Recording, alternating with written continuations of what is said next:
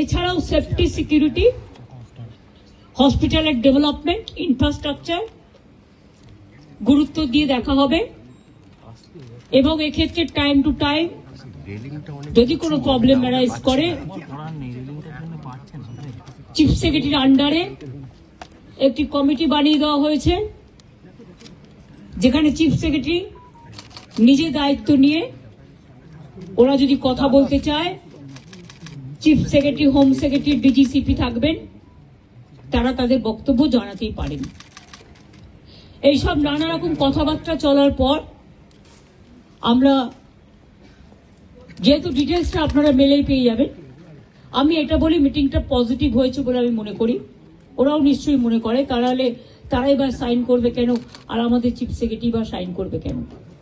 আমরা বরঞ্চ ওদের দাবি একটু বেশি মেনেছি, তার কারণ ওরা ছোট বলে। এবং আমি লাস্ট যেটা বলেছি যে তোমাদের কাছে আমার আবেদন থাকবে যে তোমরা, আমি জানি তোমরা বলবে আমরা ফিরে গিয়ে জীবিতে আলোচনা করব, সেটা হতেই পারে।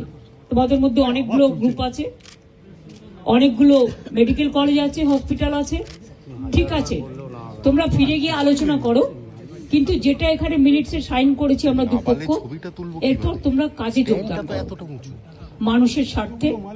চারিদিকে বন্যা হচ্ছে, আমার কাছে খবর আছে হুগলিতে খানাকুলে 35 জন মানুষ ট্র্যাপড হয়ে আছে, তাদের আগে বেরোতে বলা হয়েছিল, তারা বেরোতে পারেনি, কিন্তু জল হঠাৎ করে ছেড়ে দিয়েছে ডিভিসি, পাঞ্চেত এবং তেনুঘাট।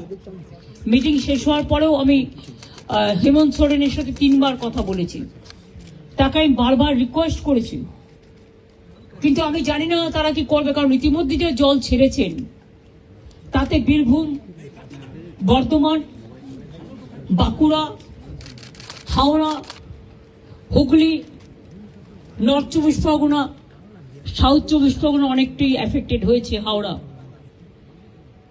আমি নিজে যে বাড়ি আদিগঙ্গার সামনে থাকি, আমি দেখতে গিয়েছিলাম কি অবস্থা জলের। আমি এতটা জল আসতে কোনোদিনও দেখিনি, কারণ আমাদের গোলাটা হচ্ছে সবচেয়ে উঁচু, আমাদের এই জায়গাটা। আমরা সিঁড়ি বানিয়ে দিয়েছিলাম, প্রায় 14-15টা সিঁড়ি ছিল, একদম পুরো ভরাট হতে আর 5টা সিঁড়ি মাত্র বাকি আছে।